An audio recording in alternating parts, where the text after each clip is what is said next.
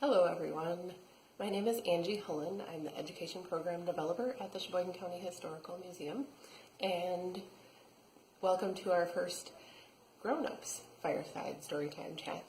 I got this idea because while I was researching for my most recent episode of the Children's Fireside Storytime chat, I came across some newspaper articles about May baskets and noticed that the adjacent articles that I found in the Sheboygan Press on newspapers.com were also really fascinating.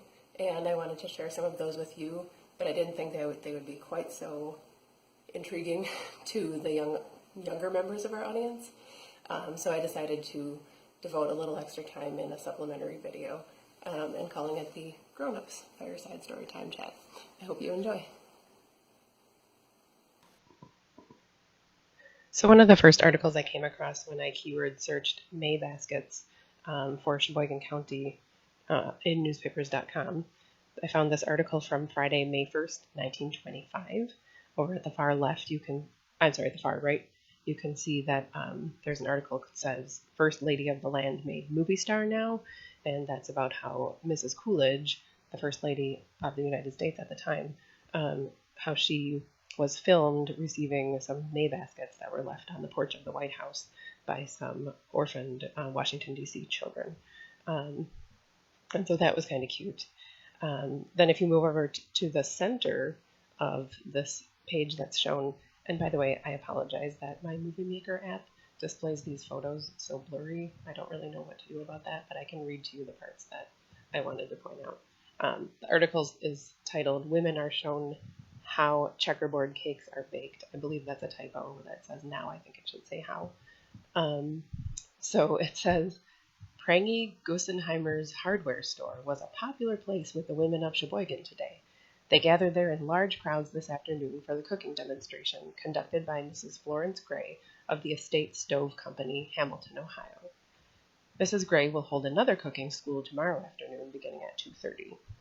Among the remarkable things that Mrs. Gray showed her women spectators was the baking of a checkerboard cake. Each visitor was given a recipe for this difficult, yet easy, baking process. I thought that was pretty cute. Superior points about the estate gas ranges with the famous double boiler oven that bakes with fresh air were explained. The demonstration is being conducted on the second floor in the stove department. So that was, I thought, really interesting about the Prangy Gussenheimer hardware store of 1925. And just in between those two articles, up above where it says Cedar Grove will have music program on Mother's Day, there's an article about this Irish stateswoman named Mary McSwiney. Well, she was a rebel, and if you know much about Irish history, you know that the 1920s were a pretty tumultuous time in Irish history. This Mary McSwiney was the daughter of the Lord Mayor of Cork, who died in 1920 after a 74-day hunger strike against British rule. And that was kind of a common way that the Irish rebels rebelled against British rule. So I just thought it was interesting that this really major internationally focused article is sandwiched in between these very local items, such as the Prangy's hardware store and the Cedar Grove music program.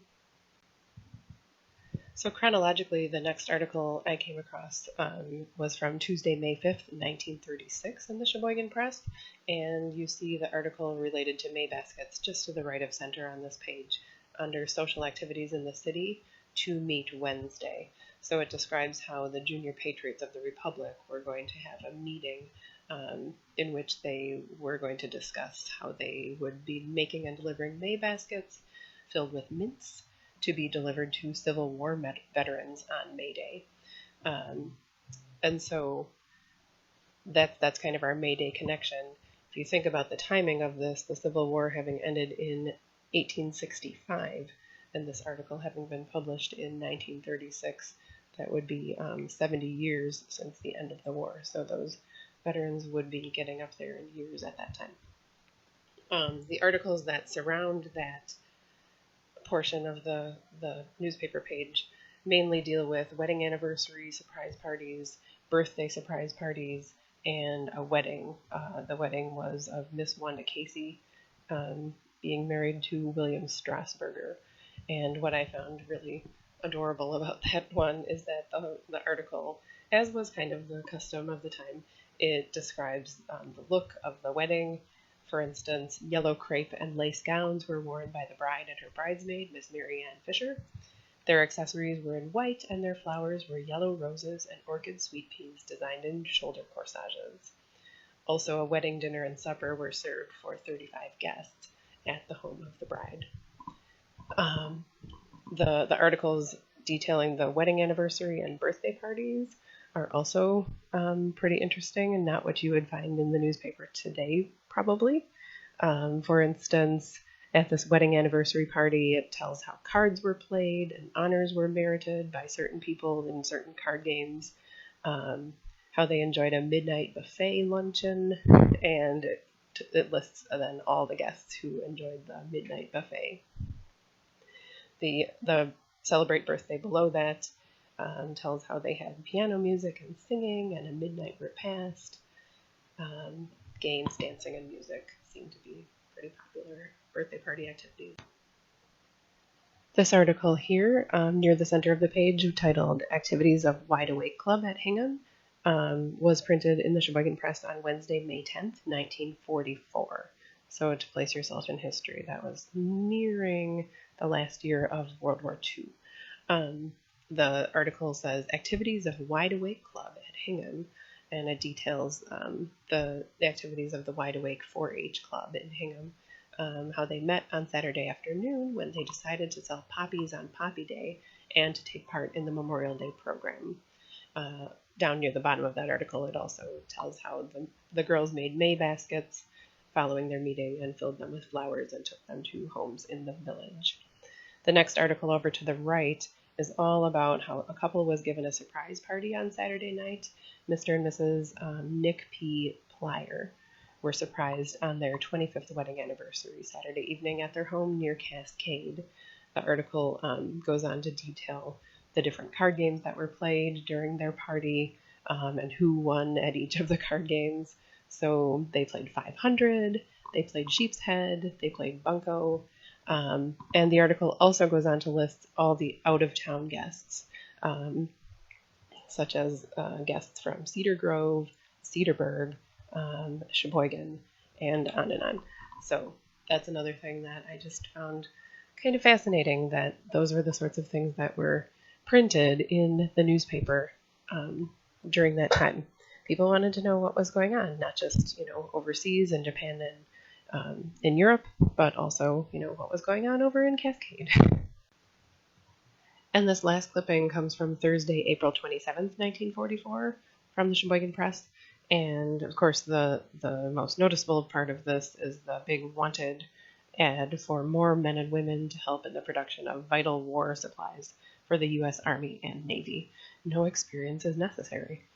But just off to the left of that, you see that there is a note about a Memorial Day program and a Mother's Day program that were being planned by the Service Star Legion Plymouth chapter on May 11th.